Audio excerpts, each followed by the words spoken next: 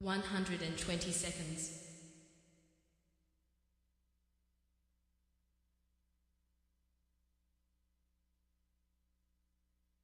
110 seconds.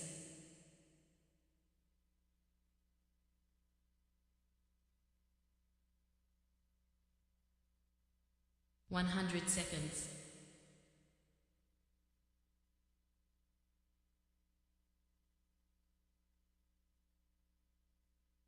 90 seconds.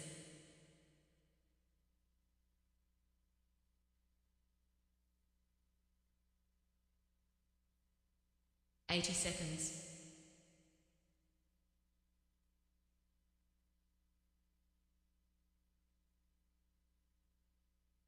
70 seconds.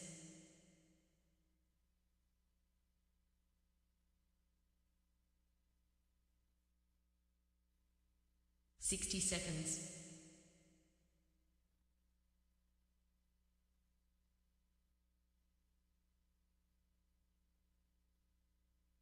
50 seconds.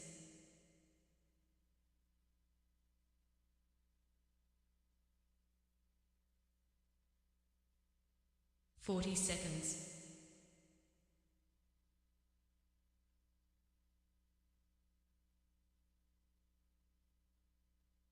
30 seconds.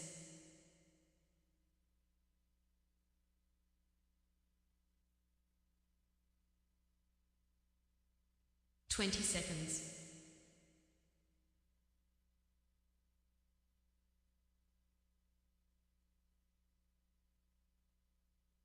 10 seconds.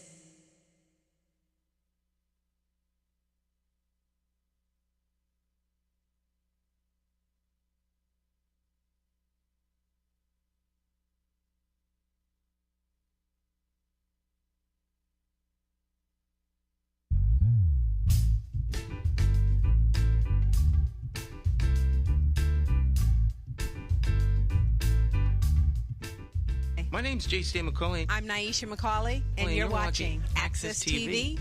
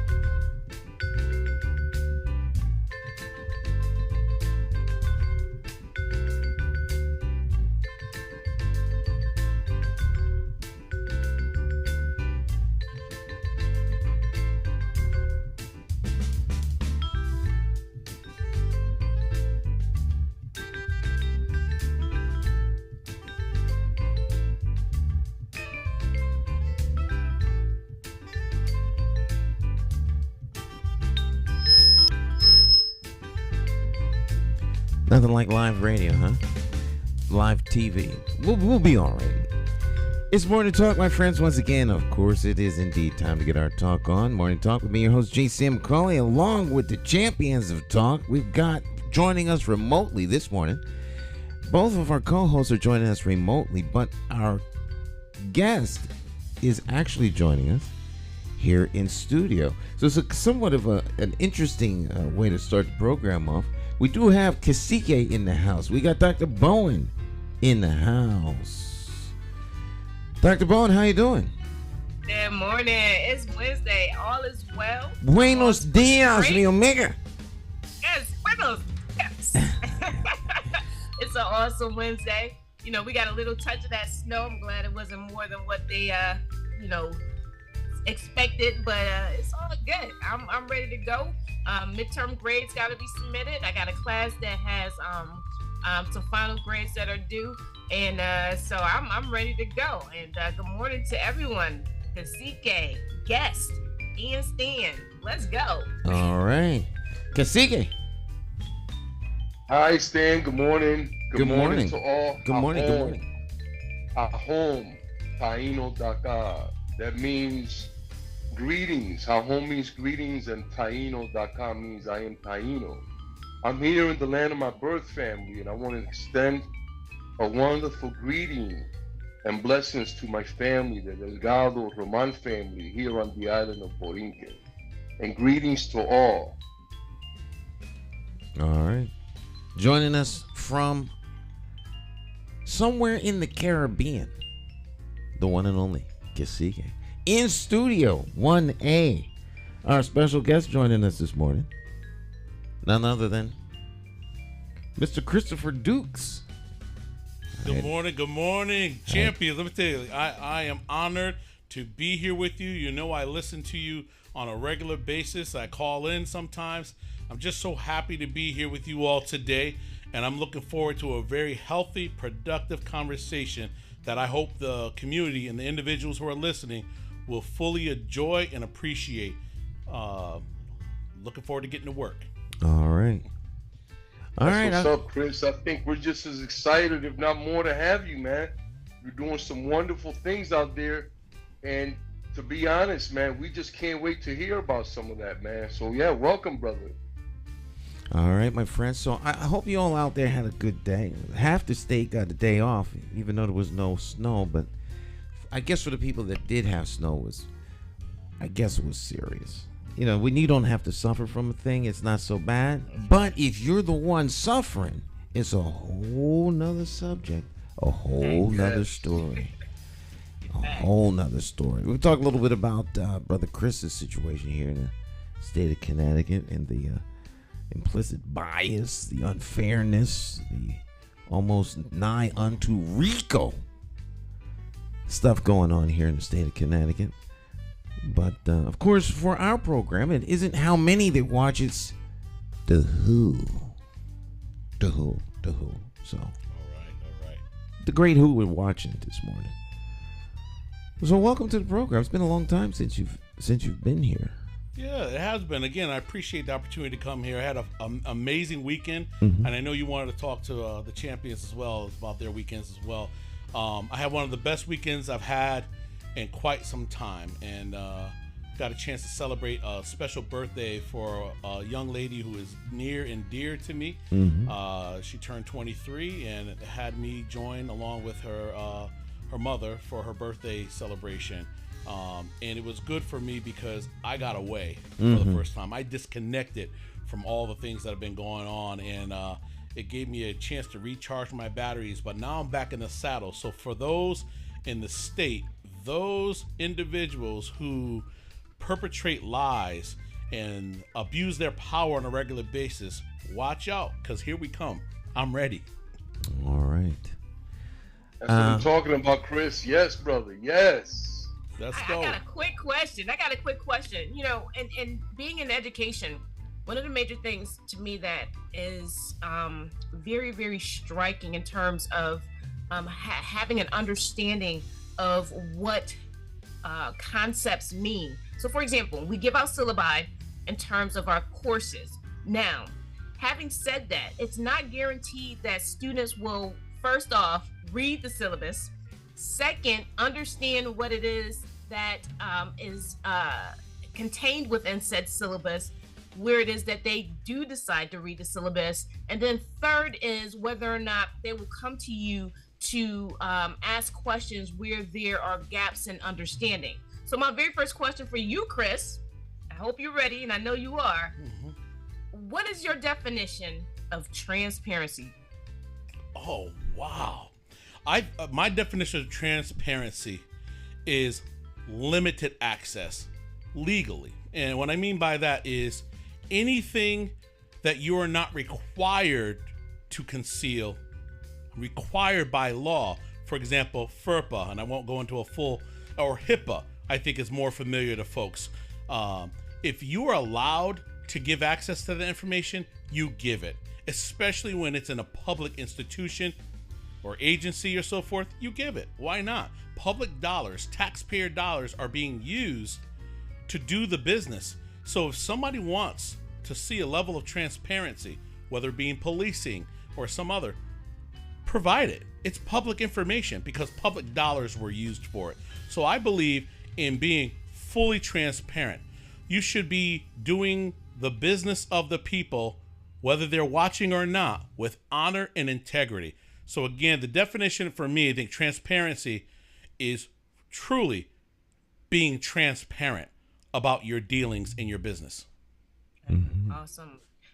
That's deep, because when it is that we're dealing with individuals that hold positions, from your experience and what I do know based on the journey you've taken, is it a fair statement to say, or rather ask, well, let me make it a comment. Is it a fair statement to say that transparency along your journey has been lacking? That is a very fair statement, but let's be even more specific with it. I have been completely transparent in my dealings in this situation. It is the Hartford Police Department, the State Attorney's Office in Hartford, Central Connecticut State University, the family courts, the Attorney General's office, who have not been transparent. And they are intentionally not being transparent, because if they were transparent, the public would be fully aware of their egregious mistakes, their egregious misconduct, their wrongful or wrongdoings that they've had along my case and others. See, that's the problem. You put a stop to my case, then you prevent your image, your true image, coming forward to the public. And there comes accountability. So the actions of the state and people in power are limit transparency in order to avoid accountability. Interesting. I like the fact that you just brought up accountability. So recently, as of last night, I heard someone state that an organization or person can't be held accountable when it is that they are not seeing themselves in relationship to a person or another organization, due to the fact that they have no relationship with said person or organization. So the question then becomes, then how does one hone in on taking accountability if that personal organization does not believe that they have a relationship with you, or doesn't have community, or hasn't developed community with you? So I'm just throwing that out there from the perspective that it got me to think that, if it is that we're going to hold individuals accountable, or whether or not they see themselves as being suitable for being held accountable, the question becomes, do they even think that they are part of a community where it is that there's a relationship that has been developed so that accountability is actually there? It just got me to thinking. So you brought up a good word when you spoke about accountability. Kasike, what are your thoughts, sir? Well, Chris, I think that for me, there's collusion. There's other criminal charges that can be brought against the university and the state, because they all work for the same organization. So I think that someone, the feds or someone, need to look at the possibility of RICO, the Racketeering Act. Having these people be charged with that might help to loosen up some of that, pushback and stalling and all these games that they're playing. We just want, like you stated and Dr. Maya stated, right? We just want accountability, and we want, complete and total. We just want everything out in the open. You know what I'm saying? So then people can make decisions based on information, not on half truths and statements that omit information. So I'm definitely, all over that, man. But the other thing is that we also have to entertain the idea, brother, and I mentioned this to you before the show, that the Supreme Court has given permission to police officers to lie to suspects or defendants. That's what they call it, but to regular folk, right? While carrying out their investigations. So, we don't even know who's in cahoots with who. That's why it's hard for the state police to investigate themselves or Hartford police to investigate themselves. We always want to have impartial parties come in and take a look at whatever is going on so they can render an impartial decision. Right. And as I said before we went on air, if those in power only practice what they preached, oh my goodness, what a world we would have here if they would only practice what they preach. With the platform that I'm being provided, and I will continue to be provided, especially over the next couple of months, I will have that opportunity to be transparent in the way that someone like a William Tong refuses to be. Okay, the person that we're seeing on TV is not what's truly happening behind the scenes. And I want to go back to what you said regarding, and I'll use, again, I like to give evidence and not just anecdotal or emotional responses to things. Absolutely. So the federal government, I filed a complaint with the FBI over 3 years ago concerning the state's lack of transparency and accountability and enforcement of its laws. As you know, I had my own Emmett Till experience back in 2018. We're coming upon the 5-year anniversary that my ex-wife swatted me and my children, faking a 911 call, causing a malicious prosecution. Actually, I was supposed to be in trial this morning, but another delay in justice. We are now delayed to March 24th, where she is being sued in civil court for malicious prosecution. I'm finally getting a day in court as a plaintiff, which has been delayed for 5 years. Now, back to the federal government. I filed this report with the FBI. Do you know how courageous it is to walk into the FBI as a black man and say, these individuals, these high-powered police officers and so forth, have created these injustices, and they've committed crimes against me and my children, and I want you to do something about it. As of today, to my knowledge, the FBI has done nothing. They had another meeting with me back in the fall, after I've been flooding them with all of the evidence. And filing a false complaint is perjury. Well, it's perjury. It's a felony. I haven't been arrested for felony because they know I'm telling the truth. They are just selecting not to hold the police officers in Hartford and the state attorney's office. Richard Colangelo, was one of the chief state who ran to retirement about this. He should have been under an investigation. Also, he should have been charged for covering up what Assistant State Attorney Vicky Melchiori did and covering up this Emmett Till experience, as I said. And again, I don't mean to diminish Emmett Till's situation because Emmett Till died. I didn't. Yes. My children and I survived, so I don't want to take anything away from that, but it was the same formula. A white woman falsely accusing a black man of serious crimes. Well, Emmett Till, again, it wasn't a serious crime, but back then it was considered that, at least amongst the white community. So the point is that what I learned back on Martin Luther King Day this year, I was in a congregation. William Tong himself came and spoke before an almost full black congregation of individuals professing or taking credit for how it was his behind the scene conversation with Vice President Kamala Harris when she came to visit Connecticut.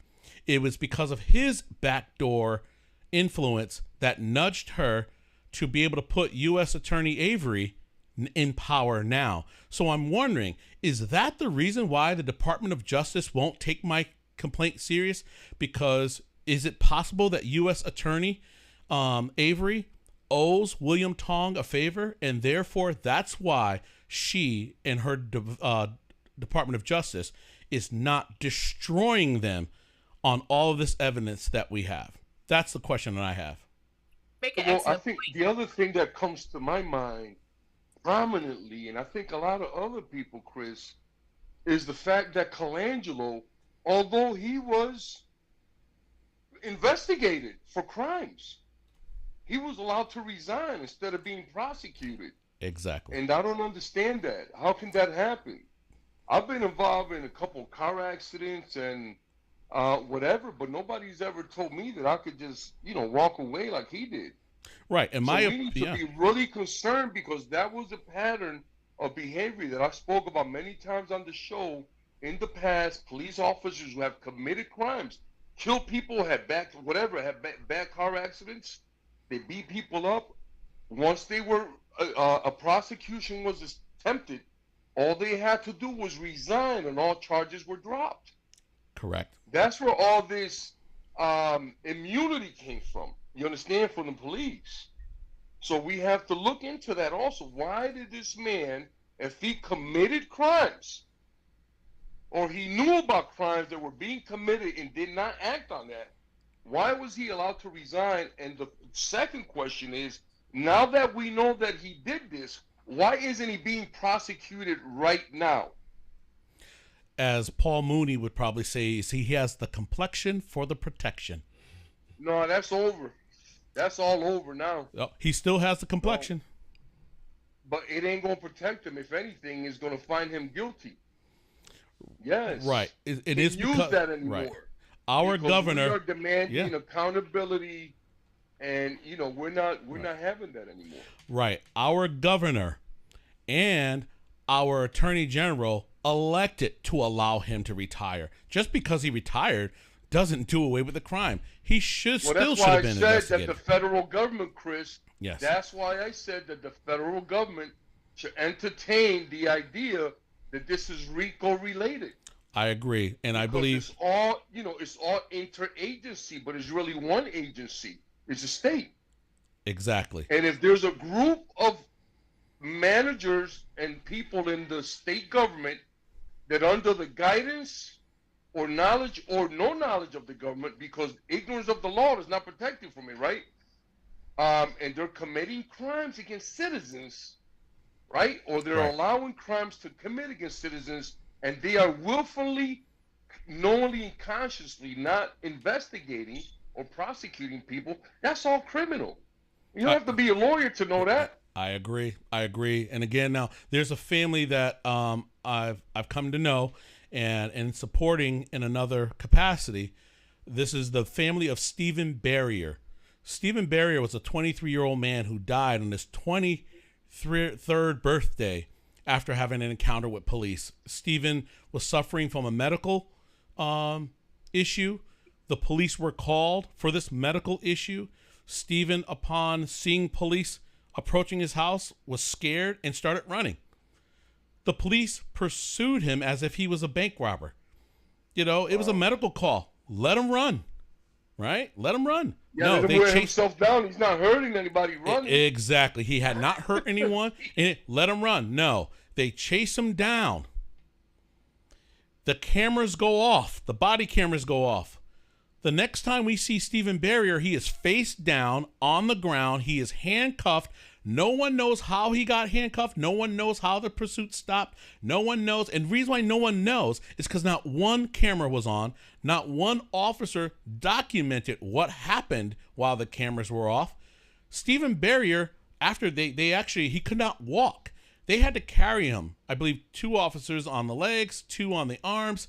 It was downpour rain. The officers are heard on the camera saying, "We should roll his ass down the hill."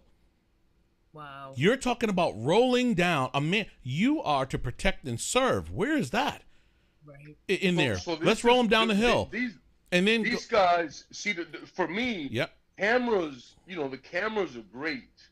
Yes. Because they allow us to see crimes as they're happening, either by the Transparency. individuals or the police, right?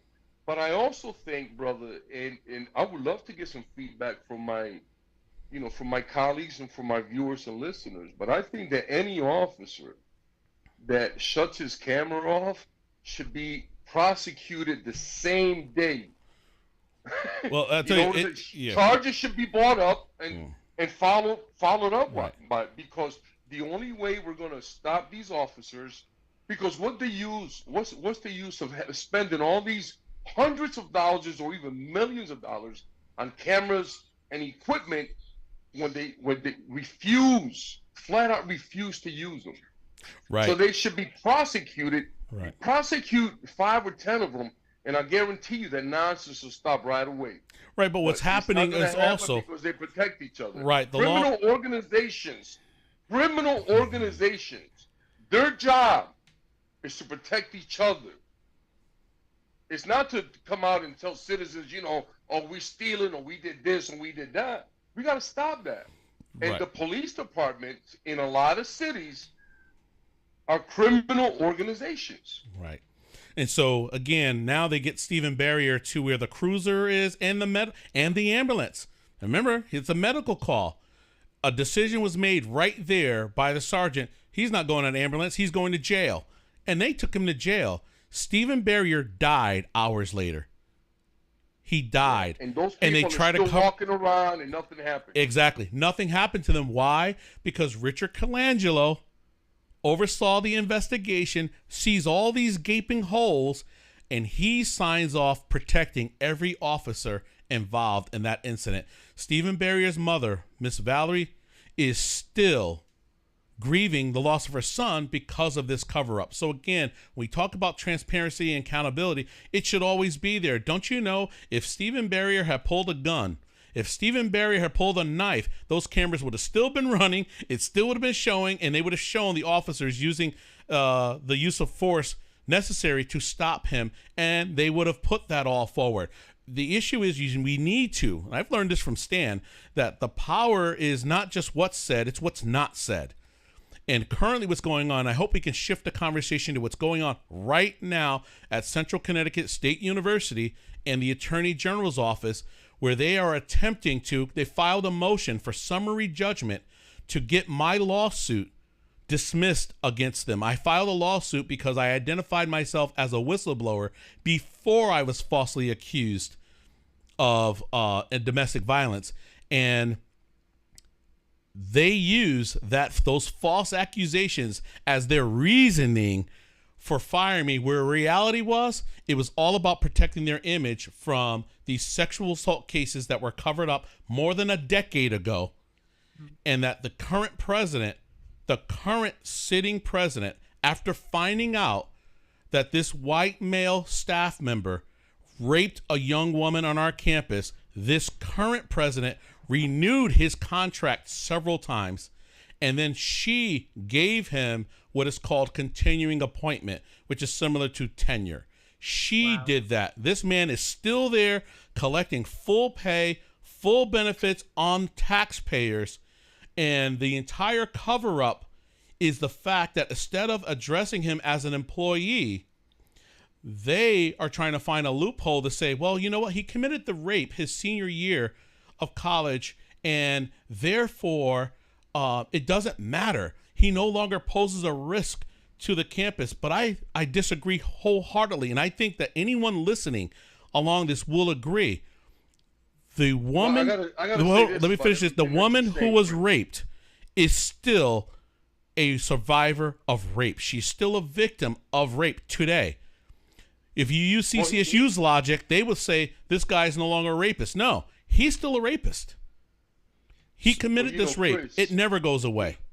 You're absolutely right, but I got to tell you, man. First of all, it's horrible what happened to that woman. That shouldn't happen to anyone. Correct. Nobody should ever be subjected to something so horrible as a rape, right? But another thing that bothers me about this, brother, is that the president of Central Connecticut is an indigenous woman, and her name is Zulma Toro. And we are ashamed, sister, of your behavior. And instead of shedding some light on this stuff so it doesn't happen ever again, all you're doing is creating an environment where things like that can continue to happen by not holding these people accountable. So I'm really taken aback by that. But once again, this is going to be my theme. This is RICO. This is a state agency being protected by the state. Right. Why can't the feds put that together?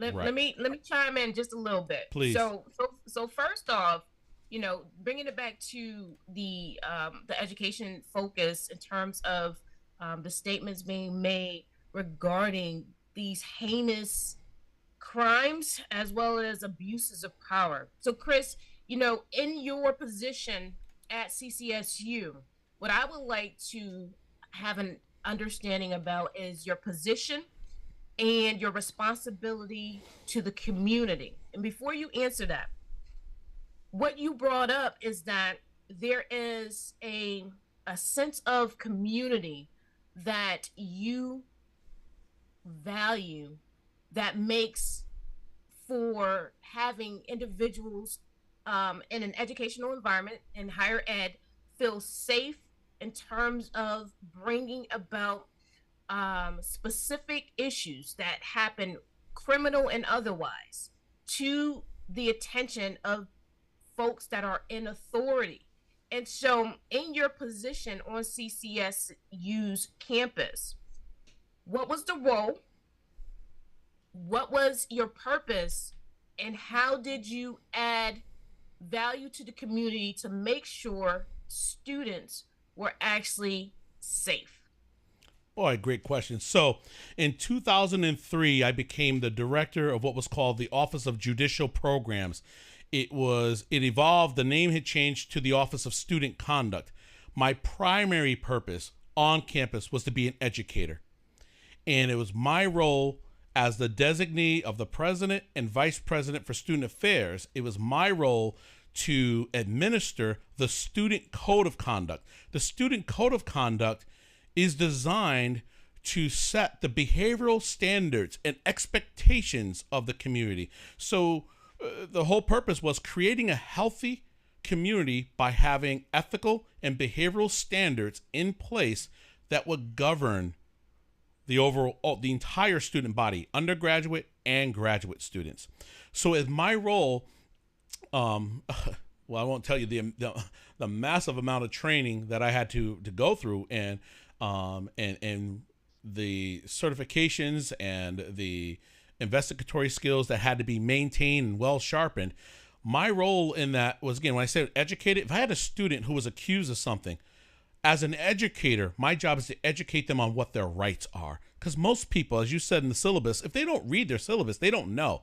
Most students do not sit down and read the Student Code of Conduct. So when they come to me for the first time, it depends on what they do. So if a 19-year-old is drinking alcohol, they know it's underage drinking. However, I go deeper. My job is not, hey, Johnny, you got caught with a bottle of beer. That's wrong. Here's your sanction. No, Johnny, what's going on? What's causing you to drink? What's leading you to drink? Let's make sure, is it just a social thing? Is there trouble at home? Because you can even do prevention work. So part of my work was doing prevention, but also responding by doing thorough investigations, based on evidence, and making determinations what were going on. I handled cases. The highest case I probably had was an attempted murder case. It was a kidnapping case that happened off campus, and it was an attempted murder case. And just to give you an example, this individual was arrested, and the university said, expel him. So, well, how can I expel him if he can't exercise his right to attend the hearing that's set for him, so that he has a right to have a hearing? He has a right to all the due process rights he has. The only way he can attend a hearing is if he escapes jail. So therefore, we'll hold this case in abeyance until sometime he's released, and then we can take care of it if we want to. So again, it's about upholding the student's rights, which means it requires constitutional training. You have to have constitutional law training, which I did have. Clearly, no one in human resources, President Zumatora herself, or even, I would hope the university council did, none of them applied the constitutional law when it came to reviewing myself and other faculty members. And so, Dr. Bowen, I hope I answered what my role was and the purpose of that role. The value added is that you get a fair adjudicator, someone who is hopefully level-headed, someone who is evidence-driven, but also my job is not to tear down human beings. I can tell you there are a number of students that have been expelled through my signature or through my presentation of a hearing who I see on the streets, in the malls, when I'm with my children, when I see them at restaurants, who we are embracing and we are hugging because they recognize the fact that they made a mistake, They accepted responsibility. They were held accountable in a fair way, even though they were expelled from a university and permanently banned. They will still see me and remember how fairly they were treated. And they will approach me and give me a hug. They don't want to flatten my tires. We don't have that. I've only had one real negative experience where a student was expelled. Yeah, I believe that student was expelled, and that student came to my home. I was away. And that's actually the first call of service that ever happened with the Hartford Police Department, where they came to my home and terrorized my family when I was away. But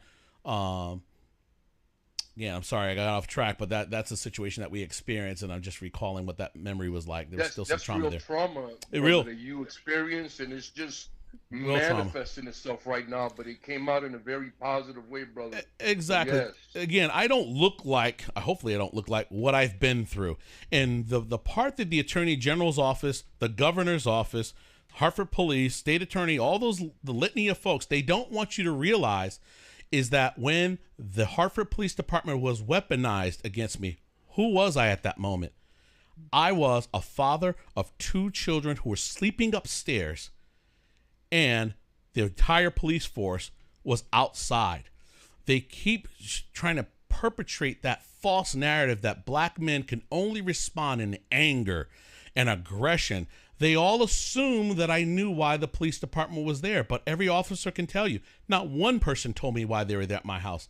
Not one person told me why they wanted entry into my home, why they wanted me to waive all these constitutional rights that I knew I had.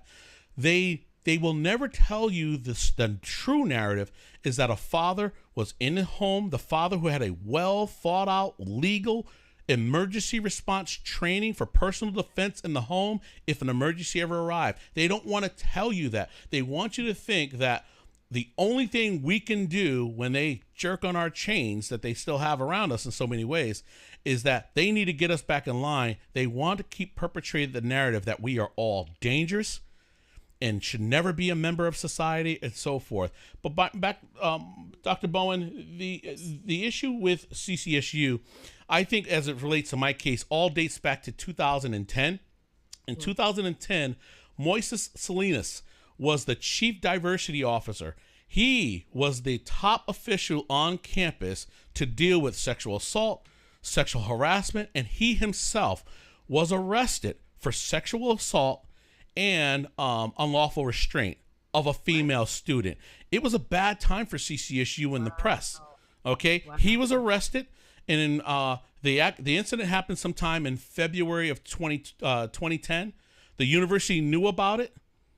He was arrested for that later on in August of 2010, and after his arrest, he pled no contest, and he was convicted. And one of the things the judge said was that he used that position, I'm paraphrasing here, used that position in a way that parents don't assume that university officials would. He used it in a way to his power and authority to abuse this young woman.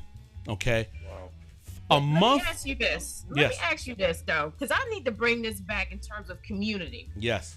Now, it appears to me that the definition of community, or rather the acting out of community, is missing in terms of the types of behaviors that we are seeing in respective environments, whether it be higher ed, whether it be in our neighborhoods, anywhere, right?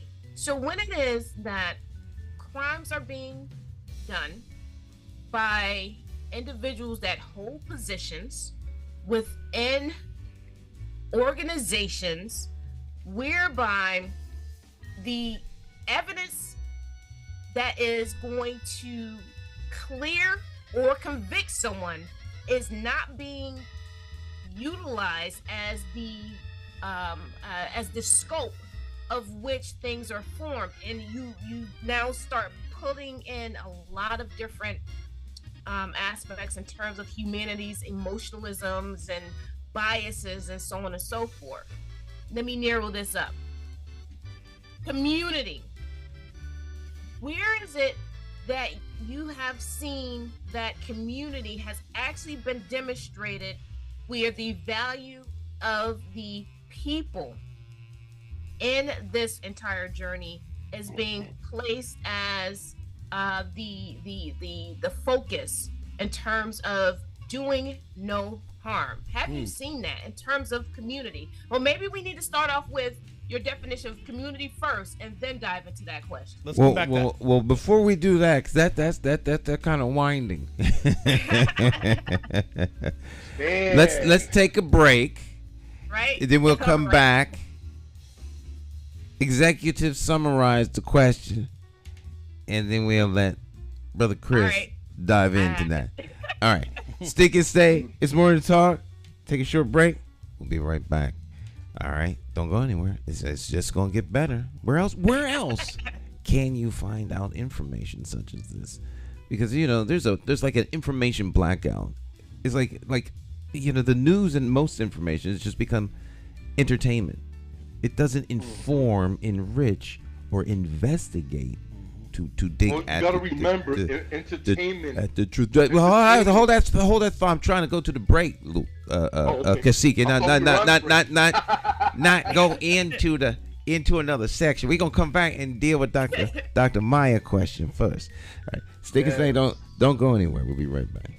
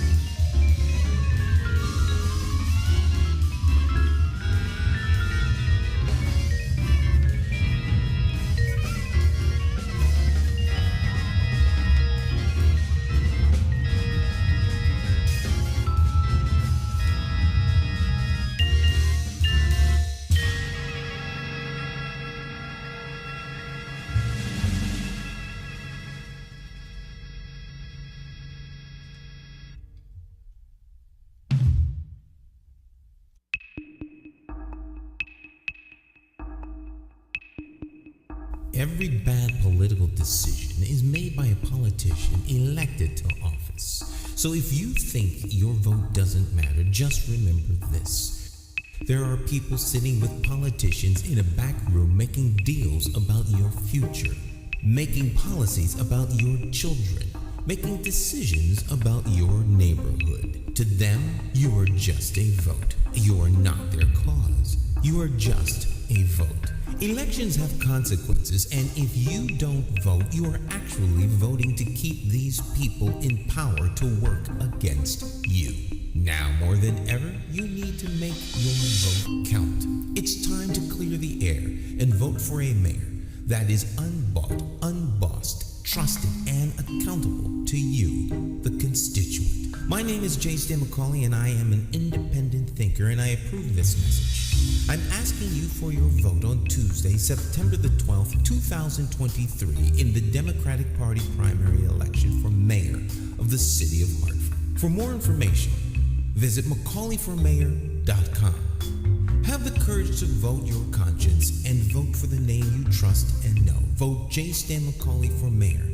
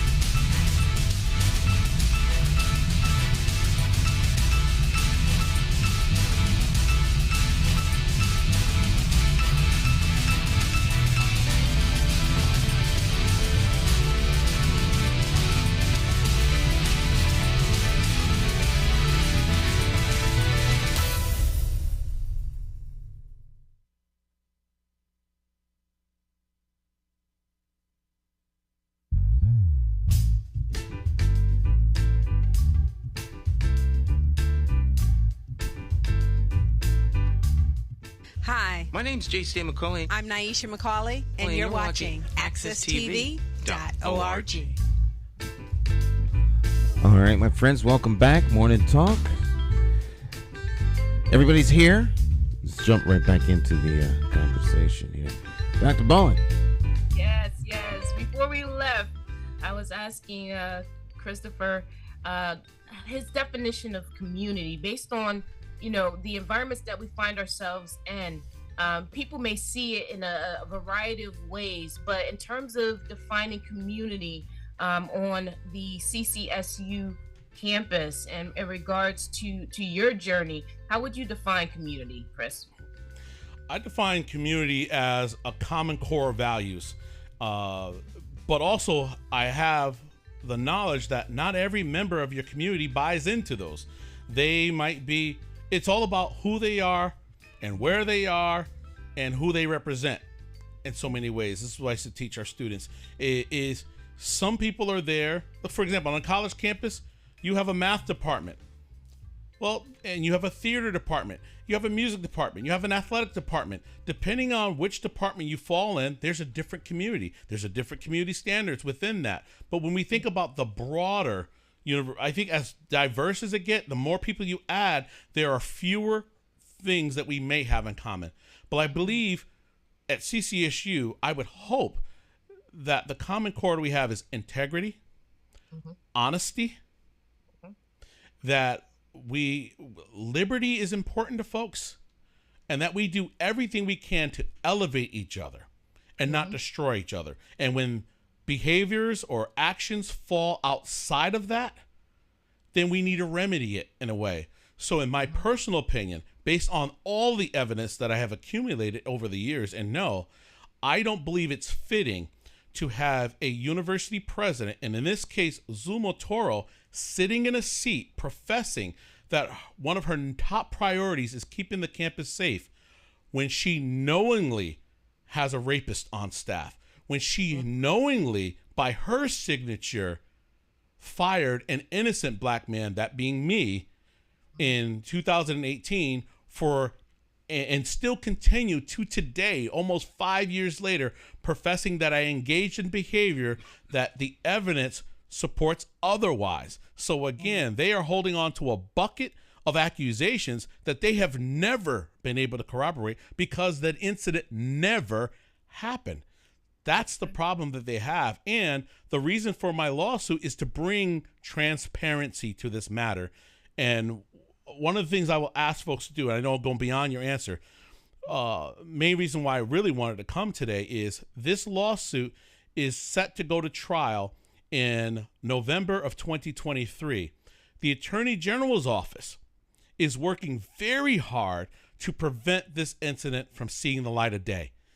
They want to preserve the false narrative that they are honest, that there's a high level of integrity. The Attorney General's office responds to we the people.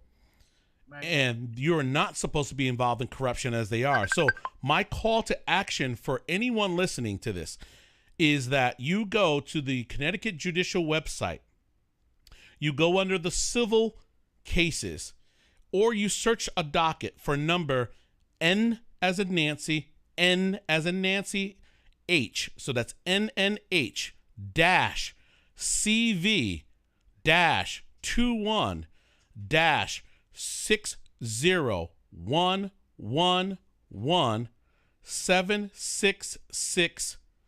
and the letter S as in Sam. Please go there and download every document you can that's on that website pertaining the motion for summary judgment. There you will find my deposition that was taken in November. You will find the sworn written affidavit from President Zumo Toro, her university counsel, Carolyn Magnan, and her human resources officer, Anna, and I won't butcher her last name here on there. It's critical because in those documents, they are hiding two of the cases of employees who were treated as students. Two employees who committed sexual misconduct against female students. These are the cases that I blew the whistle on. And this is the reason why they fired me, because we were set to meet with a firm. I was told they were auditors, but now later on I learned it was a firm that was being brought in to investigate these cases and see how they were handled. As a courtesy, I let the presidents know that she didn't realize the cases that she was uncovering, and I met with her and I exposed these cases. To give you an example, one person who texted a student received a 5-year suspension from the university as a student and was banned from all property pertaining to CSU. That is Central Southern Eastern Western state universities and all the community colleges for 5 years. However, the individual who actually raped someone was only suspended for 5 months and was never banned. And he was never banned because that ban would have cost him his job. He would not have been able to report to campus. So when we talk about community, where's the integrity there? It's a betrayal. Granted, it happened before President Toro was there. However, after she knew about it, she sustained the lie.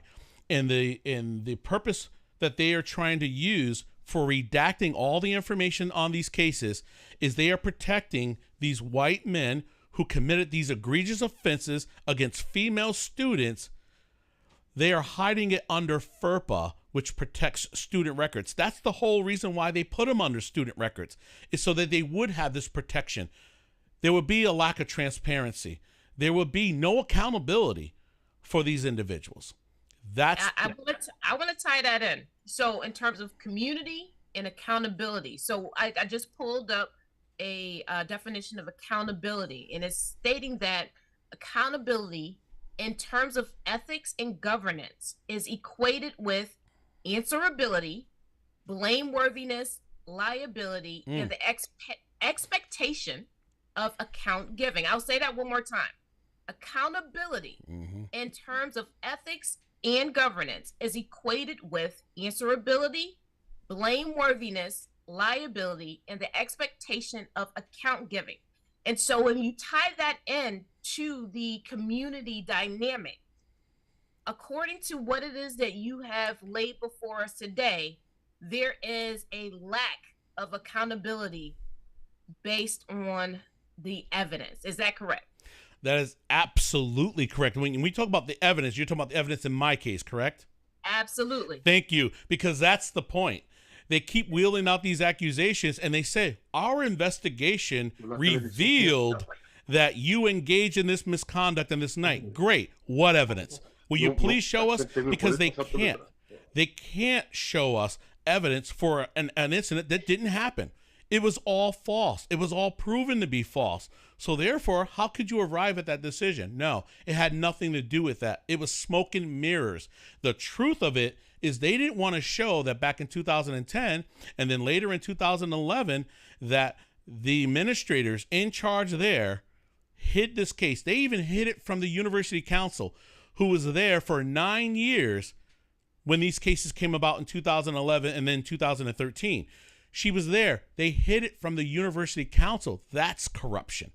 The university council knew nothing about Matthew Sedlak, who was the math professor, and I can share his name because it was publicly in the newspaper. He sexually harassed a young woman, requesting that he perform oral sex on her while he gave her a makeup exam. See, they won't tell you that. They're hiding that. That's egregious. He scared that young lady to thinking that she failed his course, and the only way she could pass is by taking this exam at his apartment, and then he asked for oral sex.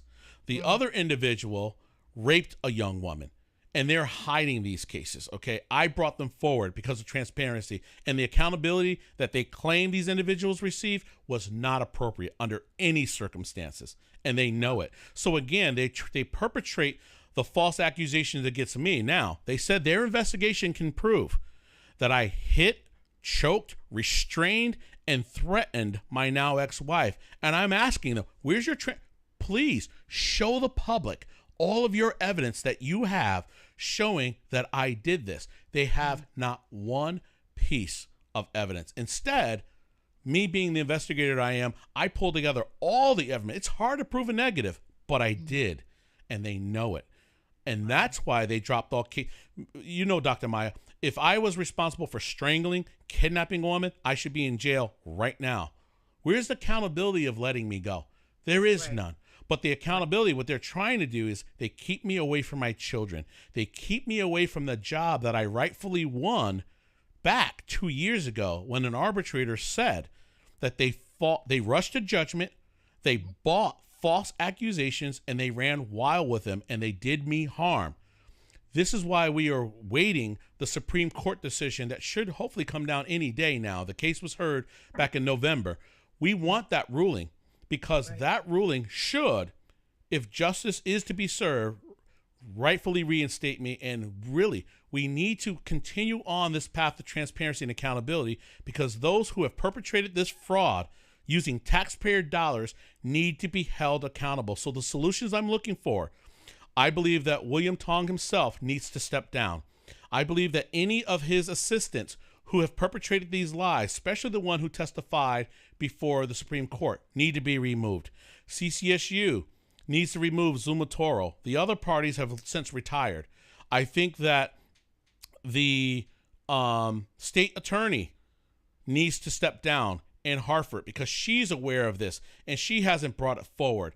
And if the FBI continues to ignore the corruption that the Hartford police was involved in this, the corruption that even my ex-wife and her partner engaged in all of this, all of those people who had a hand in perpetrating these crimes against me and my children need to be held accountable. And if they don't, just so the audience is clear, I don't believe that these people should step down. I think these people need to be prosecuted because they have knowingly, willingly, and consciously, hid and kept omitted information that was relevant to the case that could have settled all of this a long time ago. You know what I'm saying? I agree with you 100%. Would have never been fired. None of this would have happened. So having these people resign and stuff like that is not enough. No. Because they are involved in an ongoing criminal conspiracy, brother. I agree. That is also part of the accountability that they should have. I totally agree with you. But again, what I hope comes out of this, when we get true transparency, we find out how many other people have experienced this. And I think that's part of the reason why they don't want to continue to keep this lid off. That I keep. See, I have a different question than you. My question would be not how many other people experience that, but how many other people have they covered up for that have done this? You see that question? Yes, I do, and that comes true. Right. But again, my heart. Because if not, by letting Tong and Zuma and all these other people go, you're recommending the same nonsense that they did with D'Angelo. I know. Right? I hear you. They're gonna let him go. Retire. Go. Right. And nothing happens. We cannot continue to do that. If we're gonna have accountability, people need to be held accountable, and they have to be prosecuted for the crimes that they commit. These are not breaking the rules or a slide or you made an offhanded comment. These are crimes that are being committed, and I want to know not just how many other people has this happened to, but how many of their own have they covered up for? I agree, but here's the point: is my mission is not vengeance. My mission is we can't hold them accountable without knowing fully what did they do. So transparency must come first. We have to find out first how many people have been affected by this system of corruption. And then when we find out how many, then we can choose. Why hold them accountable for 10 when it actually affected thousands, right? Right, and we're going to get transparency, Chris, when we demand accountability. Right, but again, transparency has to come first. So in order to get the transparency, in order to hold them accountable, you have to have the proof yes necessary to charge or to bring it back, because the accusation, because there's an accusation being made. Yes. But why is that like that? But hold on, let me finish. There's accusations being made against Chris, and it seems as though it's a perpetual accusation until you have your day in court. You're in a constant state of being accused. Mm-hmm. They're using Chris cannot be guilty before. Right. Let me finish though. Let me finish. So the case that I heard at the Supreme Court, because I watched that when it was live, seems to me that they know you didn't do anything. Correct. But the accusation there, if I understand and remember, yes, they're saying that the accusation gave them the justification. Right. But if the accusation gave them the justification, the proof that you didn't do it would seem to now clear you and you should get your job back. That seemed to be the case that they were making. Yes. Right? And I guess the state is trying to cover itself. Correct. From any liability, which means that they know that there is liability if they don't defend themselves. Right. So everyone here seems to be culpable in acting out in a way that was harmful to you, continues to be harmful to you, and until you get your day to prove to prove that you didn't do this. Right. I mean, they know you didn't. Correct. But that can only be determined in the court, which they keep putting off. It's determined before them, because when you're accused. Here's the other point that I want to make, brother. Go ahead. Why is it that the accusations that are made against you are rolled out with the impression and appearance that they are legitimate and that they are correct and that we have to follow this? But then when you say, wait a minute, I have some accusations of my own, and I want them to be held in high esteem just like these other accusations are. We can't sit on this show or in any other show as people or black and brown people, right, and act like that's okay. It's not okay. That's not okay. It's not okay. Right, that's not okay, and we have to say that, because what's happening with Chris, I don't know if you noticed this, brother, but you said earlier that the university was going through a lot of bad publicity. Yes. Right? At that time? Yes. And it makes sense now. to me. It makes sense to me that and this is just some white boy stuff. This is how they move, right? It makes sense to me that they would create a black monster, right? Yes. To replace the real monsters, which are the white rapists at the school, right? And the other criminals, because that's what they are. See, I like to use words to make me feel like I'm being descriptive in my experiences, right? Yes. So what they did is they created a fake black monster to get rid of the real white monsters. It makes perfect sense. Yeah. Now they took the publicity, they took the scope is off of them, is on you. Yes. But here's the thing.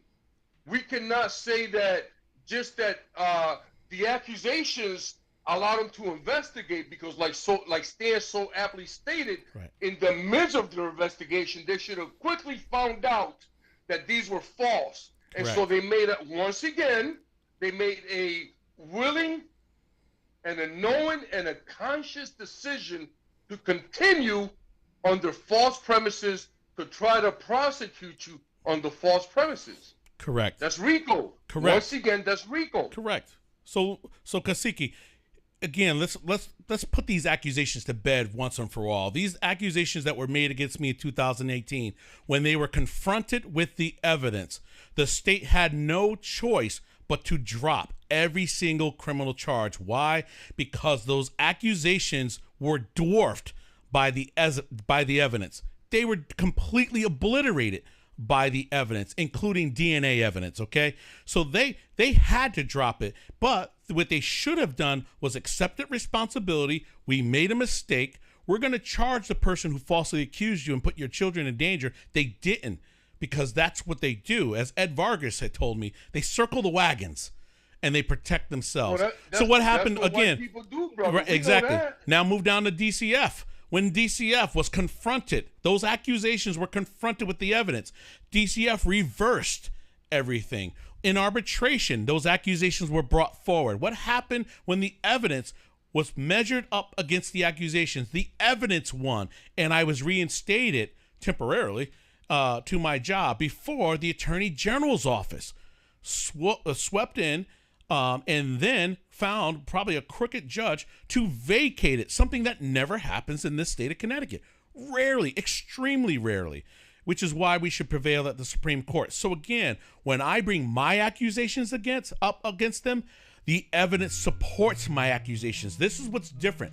And what they are doing is limiting the public's access to the evidence and keeping them misguided and misdirected on false accusations. It is dishonest, and that's why these people shouldn't be there. You, man. You hear me? I have to correct you and forgive me for this. Go ahead, no. But you know, community. And please help me, because I will. You know, I'm 63 and I'm losing my mind, but there are no accusations against you because they were all dismissed. I agree, but you had stated earlier. So the reason that I'm saying that, brother, is because their suit or their move to have your stuff dismissed is without merit. Thank you. Without merit. That's what I've been saying. Those accusations are dead. Yeah. That's what I said. Let's kill those. They're dead already. Because in this country, you are innocent until proven guilty. They are trying to prevent me from proving them guilty. Your case has not been like that. That's what I said, sustain. Yes. Chris cannot be guilty. Correct. Before he had his day in court. You know what I'm saying? So I just want to say to all our family out there, to all our viewers and our listeners, that my heart is not on revenge or vengeance. Right. That's not what I'm about. I agree. I am the person that says that we must study our history so it doesn't repeat itself.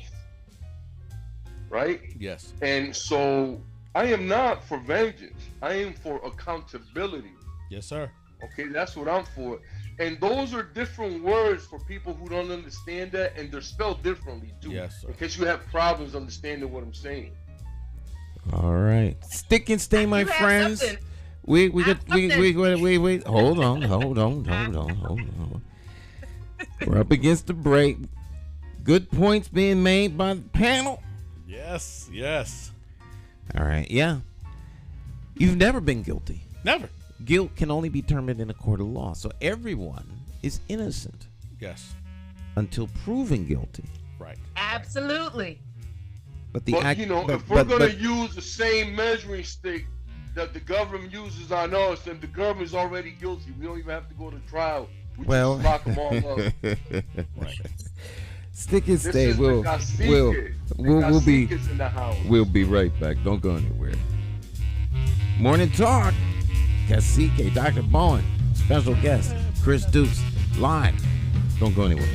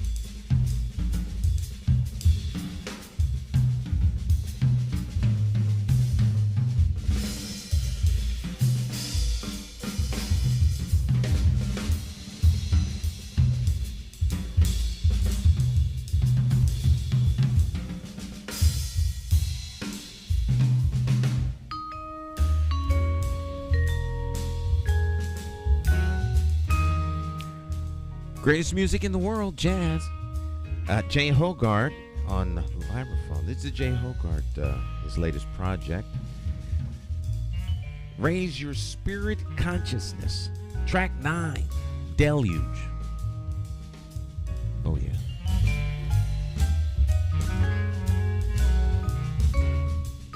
Recorded live, by the way. Van Gelder Studio. Legendary studio. All the Blue Note jazz albums were recorded. Stick and stay, we'll be right back.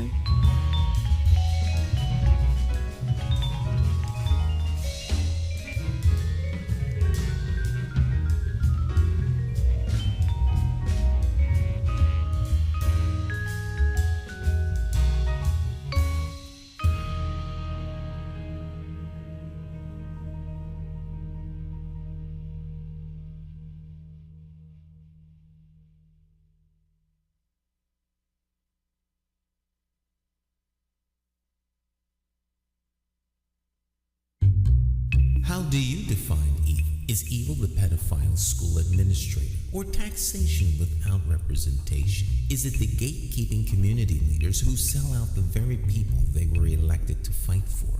Or is evil the politician that puts out lies and takes in cash? However you may classify evil, having to choose the lesser of two evils still leaves you with evil. Nowhere does this rule apply more than during an election for mayor. Choosing a candidate who is the lesser of two evils still leaves you with evil. No wonder so many people don't vote. It's time for the constituents to flip the script and vote for a mayor you can trust. My name is Jason McCauley. I am an independent thinker, and I approve this message. I'm asking you for your vote on Tuesday, September the 12th, 2023, in the Democratic Party primary election for mayor for the city of Hartford. I, like you, am an independent thinker. So let's sit down and talk about my path to victory and why my 5-point plan for Hartford will work. Stop listening to the uninformed evil interests that tell you I can't win. For more information, visit McCauleyformayor.com. Have the courage to vote your conscience. Vote for the name you trust and know. Vote McCauley for mayor.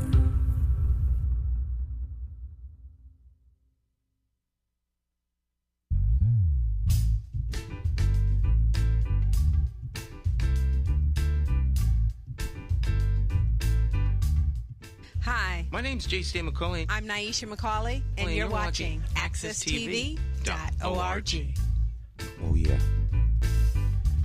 All right, everybody's back. Yes. Yes, sir. Beautiful, Yes, sir. Stan. I think Hey, Stan, I just want to say that I approve that message, man. That Stan McCauley for mayor 2023. Let's get out there, family. Let's have the courage to promote and to support Stan so we can take Hartford back.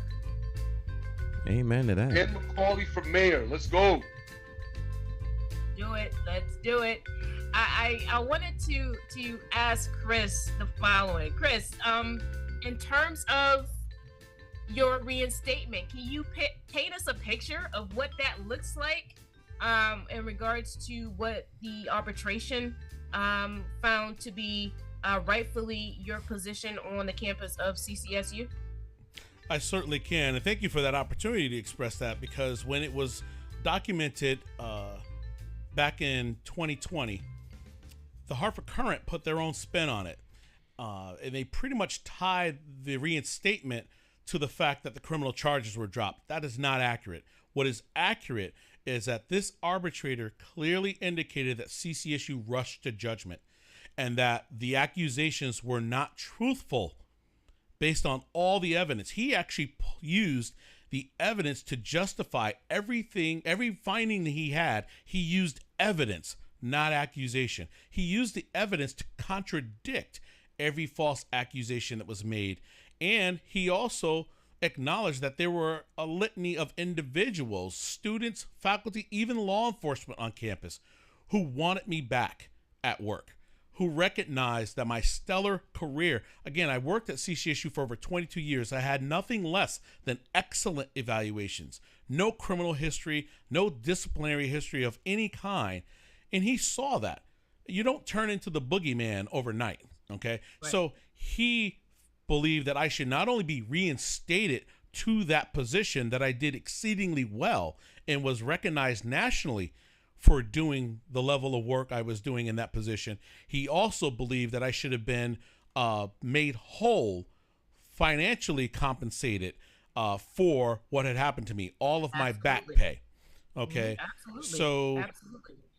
That was the arbitrator's decision, and that never made any media outlet. So everyone who rushed to judgment up front to poison the pool of potential jurors in the case, that's the intention.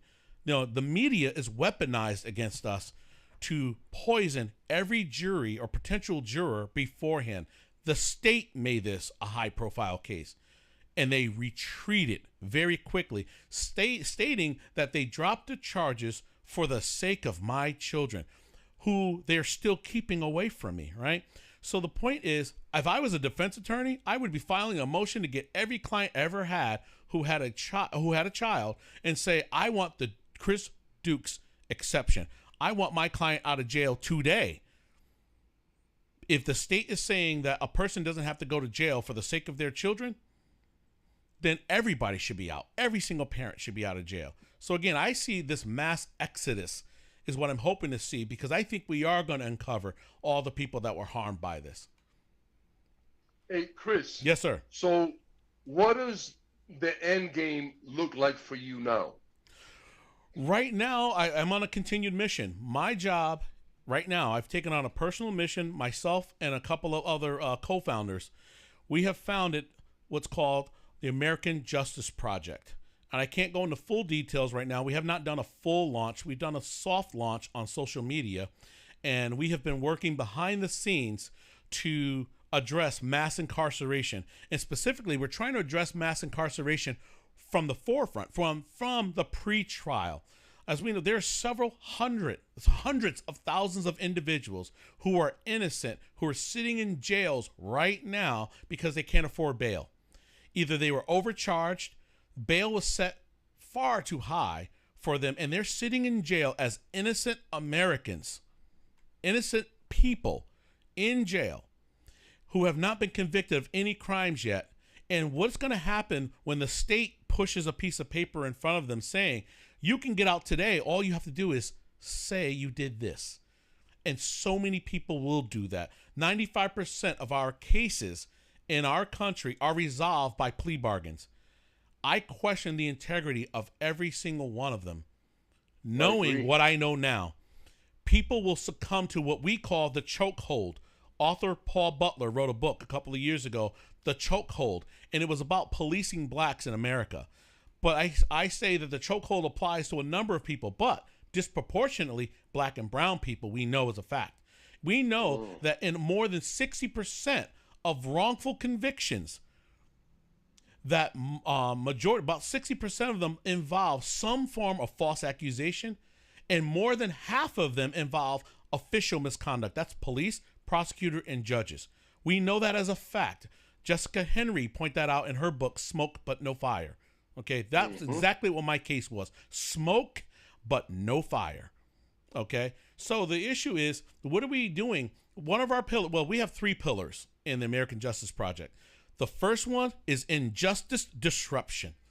And one of the ways we are disrupting this injustice that's not only happened in Connecticut is that we are doing pre-trial assessments. And we're trying to look for these no crime situations. There's been close to 1,000 no crime exonerations in our country already. So that's one of the areas. The next pillar is transparency and accountability. We are trying to increase and remove all the barriers that right now are prohibiting transparency and accountability. And lastly, it's public education. A number of our nonprofits out there are doing public education. We want to educate the public that this is going on, and the way that we can hold our elected officials accountable is either demand they step down, demand criminal prosecutions if those are warranted, and We vote in somebody new. I can tell you, as a citizen of Hartford, I truly believe if Luke Bronin had not been the mayor during this time of my family's tragedy, and someone like Stan McCauley was mayor, this would not be going on.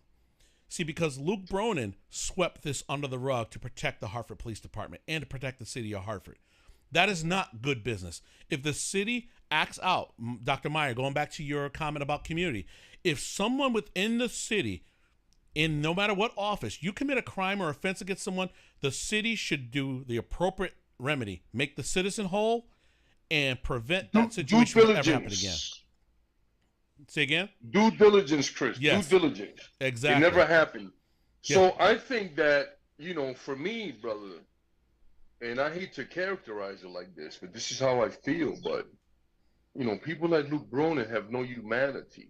So they can't see what you're going through. They can't relate to your experience. You know what I'm saying? Right. So this is the difference. And this is why I say, once again, family, let's elect Stan McCauley for mayor. Let's make a change in Hartford for the better. All right. Let me go back to that, too. Over these years, I take advantage of the public comment section of our city council meetings. I have been speaking in front of the city council since December 14th of 2020.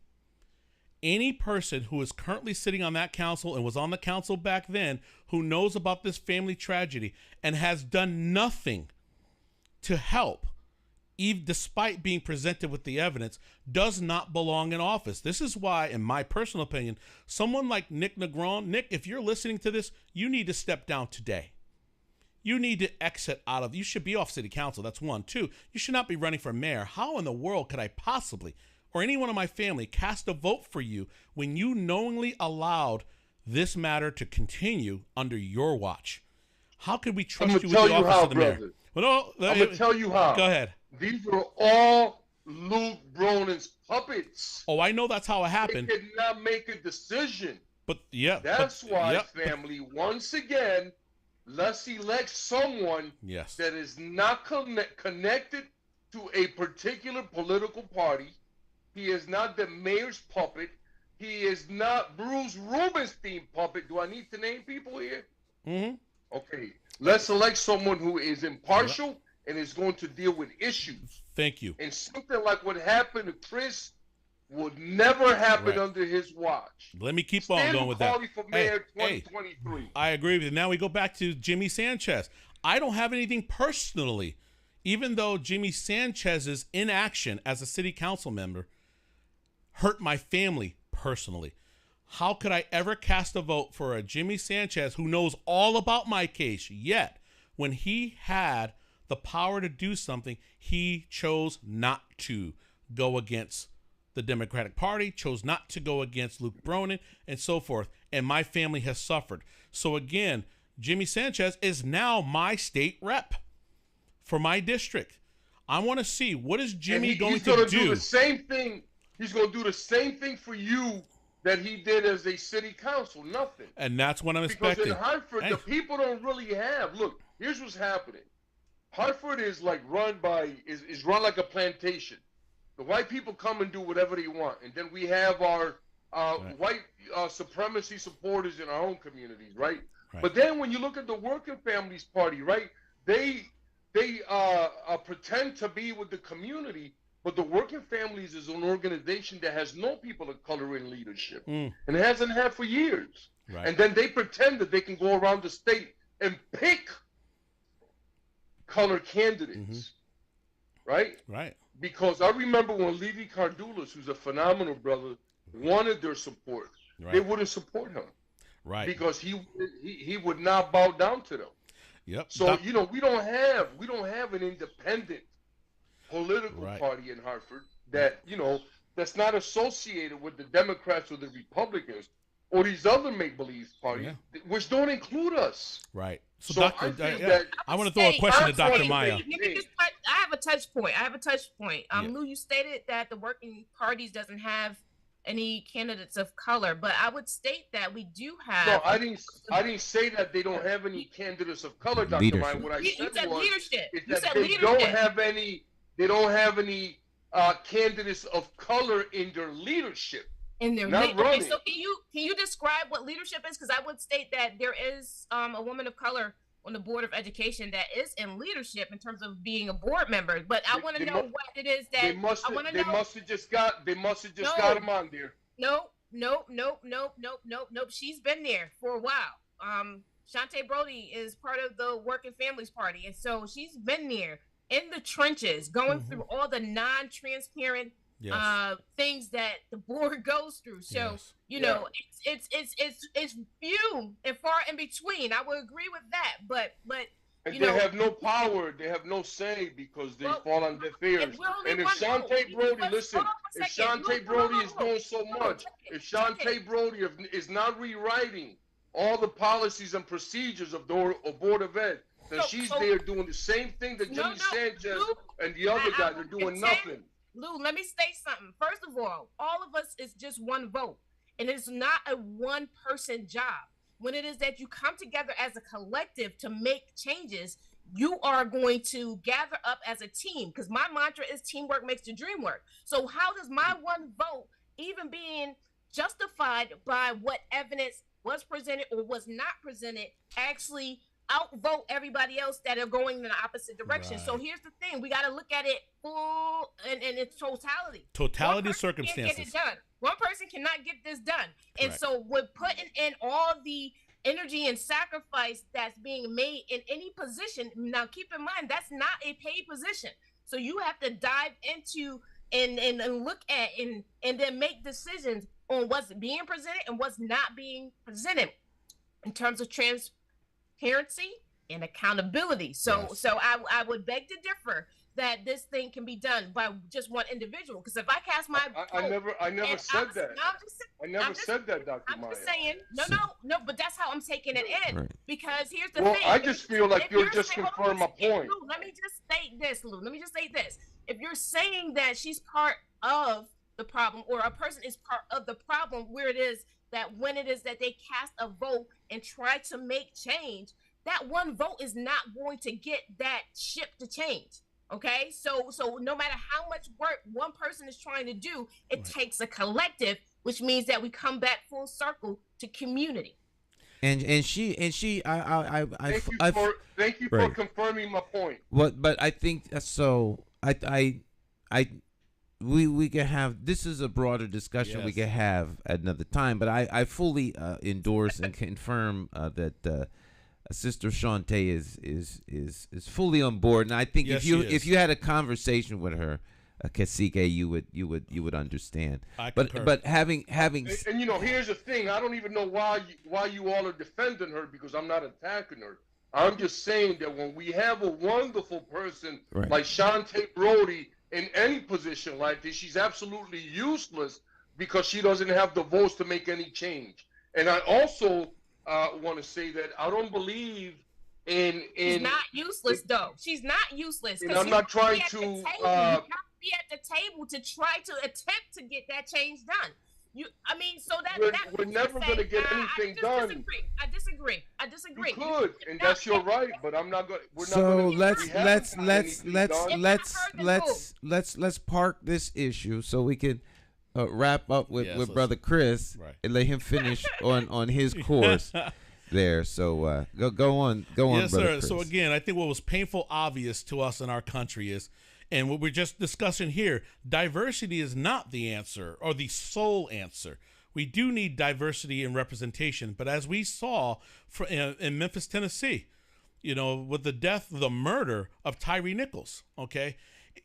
If it's white supremacy that drove those officers that did that, diversity is not the sole answer. We can have people of color in power, and they can still be just as destructive, putting forth those same principles that were designed to keep us down, to keep us in our place. That's what I've been saying all along. I know you have. So when I hear the black people, if all the racist white people left America today, black and brown people will be committing racist acts against each other tomorrow. And we go. It's in the laws, it's in the rules, and it's in the regulations. You can't get away from it. So again, if I go back to, I don't attack William Tong personally.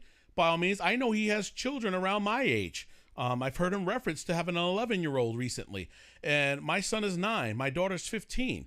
And what my point is, here he is, a person of color, in power and influence, and he has chosen to go on this narrative and this agenda rather than remedy and represent people appropriately.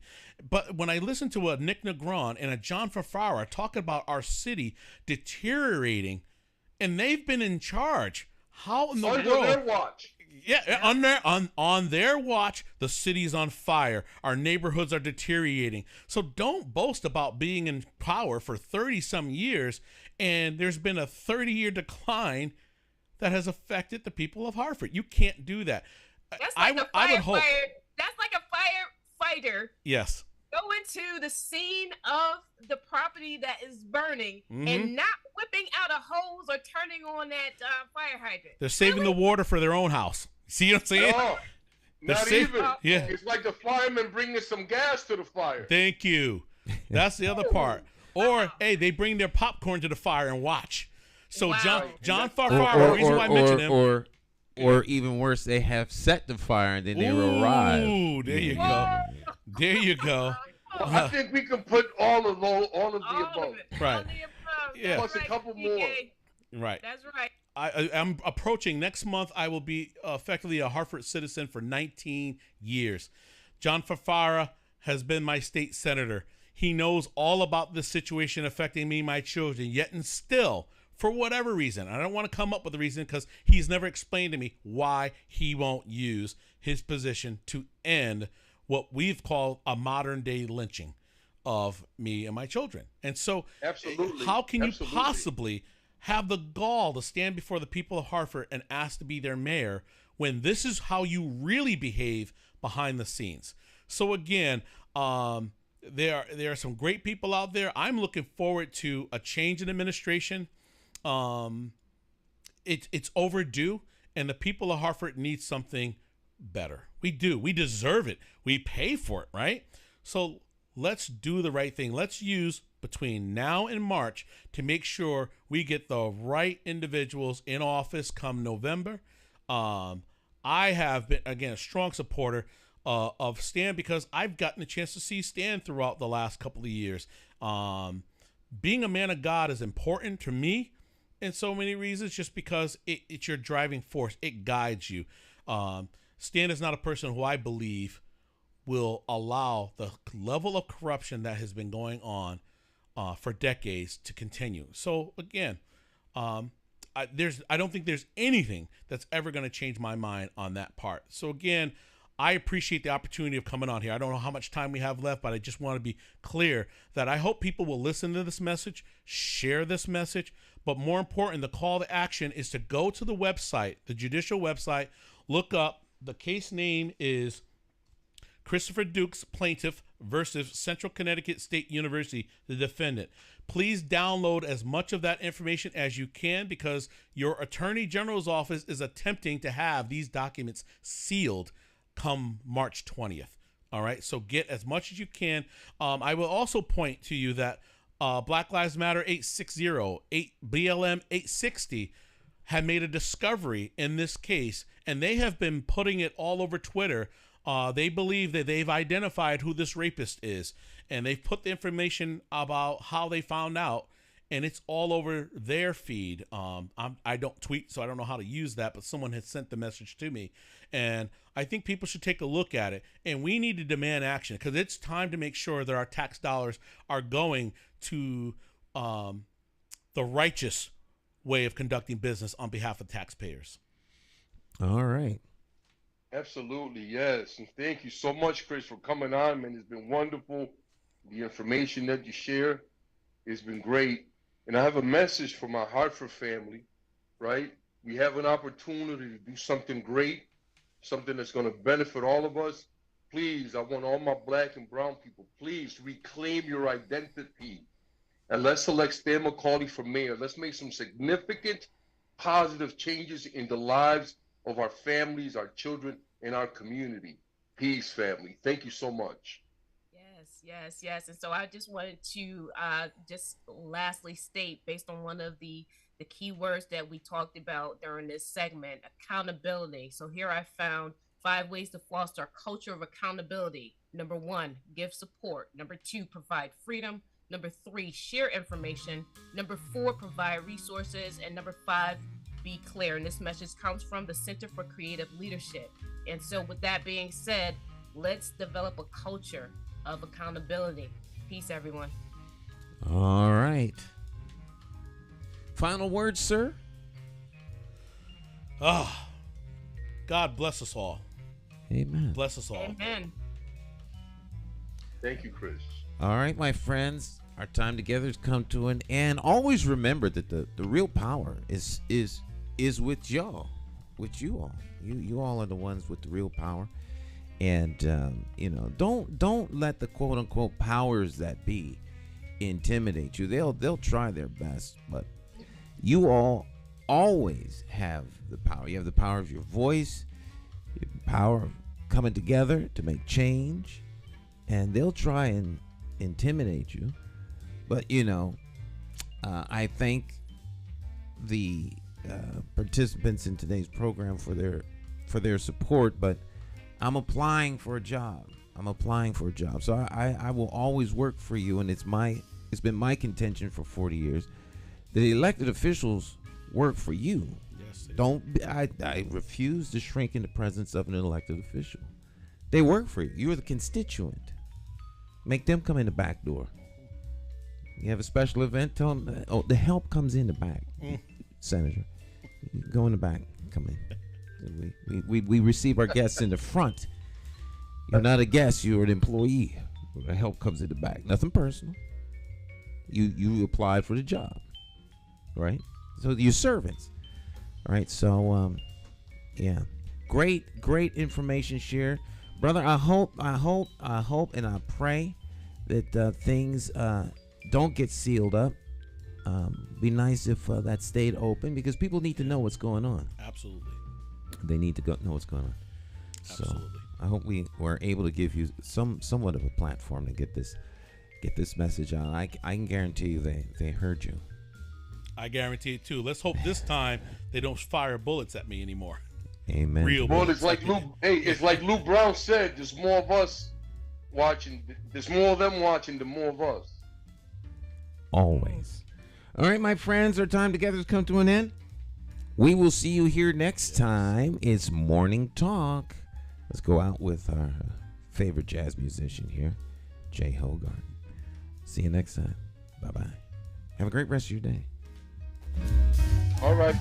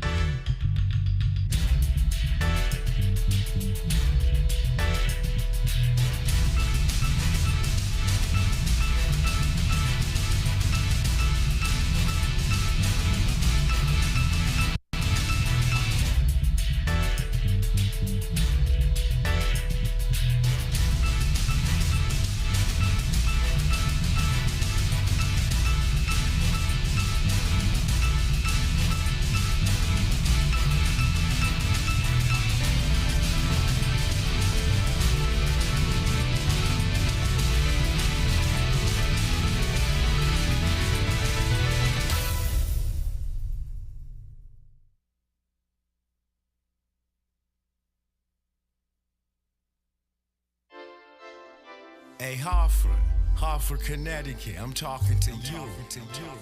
We gotta get out and vote. Vote for Stan McCauley. It's our time. We gotta rise up and take it back. Vote for Stan McCauley. Vote for Stan. You gotta vote for Stan McCauley. Vote for Stan. Vote for Stan. Oh yeah. It's more than politics than just what your social covers. And it ain't somewhere written down in bold letters. Don't just take my word for it, do your research. Think of your future, look at your bigger picture. Shooting tie, clean up, unity for the righteous. Plotting on action, hands-on access. With a light source vision, door-to-door knocking. Guerrilla style marketing, brainstorm as a collective. Real neighborhood suggestions. Only we know what it is where we living. To make real life decisions. Move on facts, make it manifest back. You gotta vote for Stan McCauley. Vote for Stan. Vote for Stan. Vote for Stan. Oh yeah. Look at your city. Stop. Take a look around. Is opportunity flow into your house? Are you working? Wait, can you save some money? And is your neighborhood safe? Or is it a homicide every night?